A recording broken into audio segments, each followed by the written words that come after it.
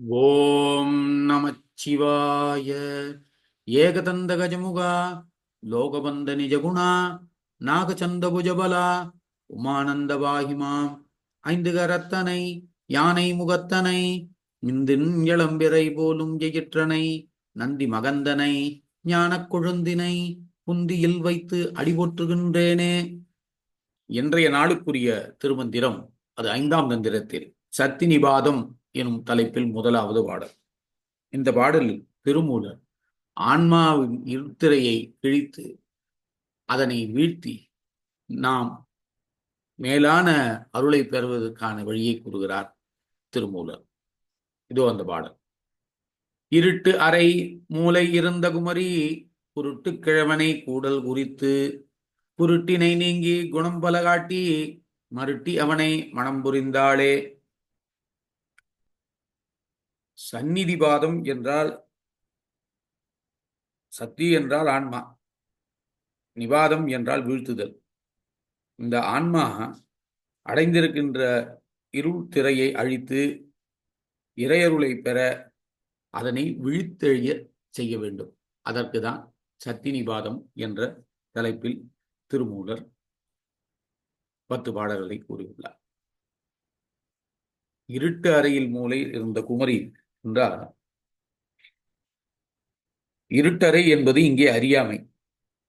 இருளில் மூழ்கி கிடக்கின்ற இந்த உடம்பு, இதில் ஒரு மூலையில் ஆன்மாவுடைய சக்தி இருக்கிறது. குருட்டு கிழவனை கூடல் குறித்து, இங்கே குருட்டு கிழவன் என்று கூறப்படுவது முதிர்ந்த மனிதன். அறியாமையால் முதிர்ந்த மனிதனை அந்த ஆன்மசக்தி சேர நினைக்கின்றது. குருட்டினை நீக்கி குணம் பல காட்டி, ஆன்மாவின் அறியாமையை அகற்றி அது அறிய வேண்டிய குணங்களான பதி பசு பாசமான இயல்புகளை உணரச் செய்து மருட்டி அவனை மனம் புரிந்தாளே. இங்கே மருட்டி என்றால் மயக்கி, ஆசை காட்டி அவனை மணந்து கொண்டாள். அதாவது இந்த ஆன்மாவின் அறியாமையை அகற்றி ஞான சித்தியை பெற செய்கின்றாள் இந்த ஆன்மசக்தி என்று திருமூலர் ஆன்மாவின் அறியாமையை போக்குவதற்கான வழியை கூறுகிறார். இதைத்தான் அவர் இருட்டு அறை மூலை இருந்த குமரி குருட்டு கிழவனை கூடல் குறித்து குருட்டினை நீக்கி குணம் பல காட்டி மருட்டி அவனை மனம் புரிந்தாளே. இருட்டறை அறியாமை இருளில் மூழ்கி கிடக்கின்ற இந்த உடம்பானது, இதில் ஒரு மூலையில் ஆன்மையோடு சக்தி இருக்கிறது. அறியாமையால் முதிர்ந்த மனிதன் யார்? இந்த குருட்டு கிழவன். அந்த ஆன்மசக்தி சேர நினைத்தால் ஆன்மாவின் அறியாமையை அகற்றி அது அறிய வேண்டிய குணங்களான பதி பசு பாசம் ஆகிய இயல்புகளை உணரச் செய்தால், இவ்வாறு செய்வதற்கு நாம் என்ன செய்ய வேண்டும்?